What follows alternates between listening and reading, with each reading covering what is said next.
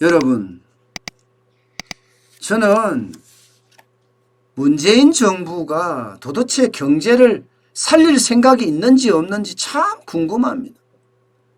경제 정책이 나오는 걸 보면요, 저는 경제를 살릴 생각이 없는 것 같아요. 지금까지 좌파 정부가 추진했던 정책의 어떤 뭐라고 해요? 밀어붙임, 일방 추진 이것만 있는 것 같습니다. 또 자영업자 죽이기 정책이 나왔어요. 최저임금 올려서 자영업자들 굉장히 어렵게 만들어 놓고 줄폐업이 됐고요. 그러면서 거기에 주 52시간제를 도입해서 어떻게 됐습니까? 저녁 회식이 싹 없어졌죠. 자영업자 완전히 진짜 어려워졌거든요. 그런데 또 자영업자 죽이기 정책을 갖고 나왔어. 한 달 일해도 퇴직금을 준대. 한 달 일해도. 바로 더불어민주당의 이수진, 한국노총 출신입니다. 이수진 의원이 발의를 한 겁니다. 혼자 발의는 한 거 아니고요. 17명의 의원과 같이 발의를 했는데 내용의 핵심은 그거예요. 주 15시간 미만 초단기 근로자에게도 퇴직금 지급 대상이다. 이렇게 이야기한 겁니다. 퇴직금 지급 대상이다. 그 내용이 근로자 퇴직급여 보장법 개정안입니다. 결국 계속 근로시간이 한 달만 되더라도 근로자에 대해서 사용자가 퇴직금을 지급해야 된다. 이런 내용을 골자로 하는 게 이 내용이에요. 야, 참 환장하겠죠. 퇴직금이라는 게 뭔지부터 우리가 좀 생각을 해봐야 돼요. 퇴직금이 뭐죠, 여러분? 퇴직금은요, 쉽게 말하면 장기 근속에 대한 보상? 이렇게 해석할 수 있는 거예요. 오래 일하니까 내가 너한테 돈을 더 주겠다. 직원들이 오래 일하게 되면 여러분, 기본적으로 지식의 노하우가 쌓이게 되고 그 노하우가 기업의 생산성에 굉장히 영향을 많이 미칩니다.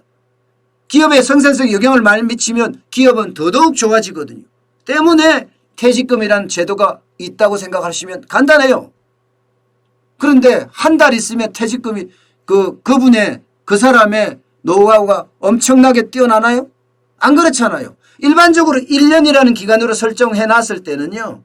1년 동안 교육시키고 훈련시키고 지식을 쌓게 하는 시간이다. 쉽게 말하면 지식도 받고 교육도 받고 환경 제공도 한다. 이 시간이라고 생각을 하는 게 일반적이거든요.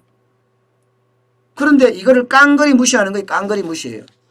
깡그리 무시한 다음에 한 달 일해도 퇴직금 줘라. 이렇게까지 이야기하는 거거든요. 이게 여러분 자영업자에게만 영향을 미치는 것은 아닙니다. 이렇게 되면요. 자영업자, 영세, 중소기업, 심지어 소상공인도 마찬가지고요.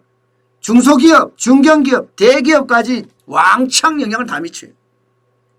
한국계행자총연합회가 조사를 해보니까 이렇게 됐을 때 기업들이 추가 부담하는 것이 7조 6천억 정도 된다. 7조 6천억 원. 결국은 문재인 정부는 끝까지 소득주도의 성장 정책을 폐기하지 않고 그걸 계속 밀어붙인다는 뜻이에요. 밀어붙인다. 그러면 여러분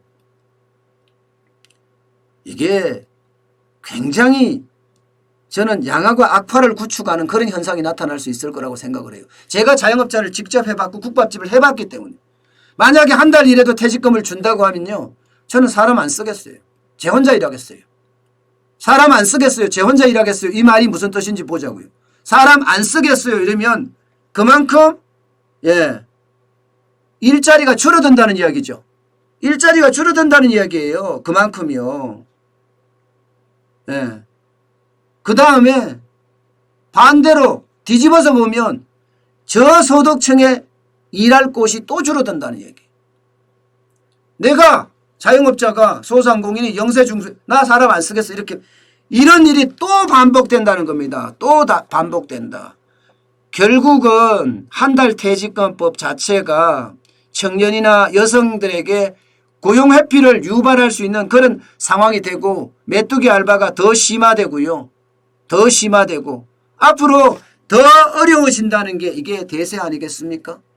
그런데 왜 이런 정책들을 이렇게 무분별하게 과잉으로 남발하는지 잘 모르겠어요. 과잉으로 남발하는지. 이런 정책이 결국은 어떻게 된다고요? 우리 경제를 망조들게 하는 겁니다. 앞에서는 분명히 아닌데 그죠? 말도 아니에요. 미사일 요구가 아주 충만합니다.